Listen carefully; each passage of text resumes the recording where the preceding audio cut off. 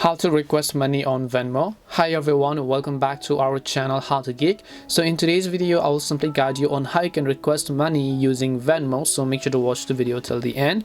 So first of all, just make sure to download the Venmo application and then log into your account.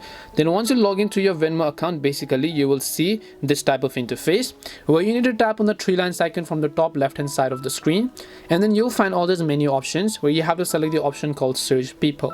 And then once you look for the option called search people, on the next specific page you have to search for the person or the friend you want to request money to, then enter the amount that you want to request, and then here you'll find pay or the request button. Once you do that, just select request and then enter the amount, then choose a payment method, and the request will be successfully sent to that person. If the other person accepts it, they're going to automatically deposit the money into your account. And this is simply how you can go ahead and then request money using Venmo. We hope the video was really helpful, and if it did help you, then make sure to leave a like and subscribe to our channel.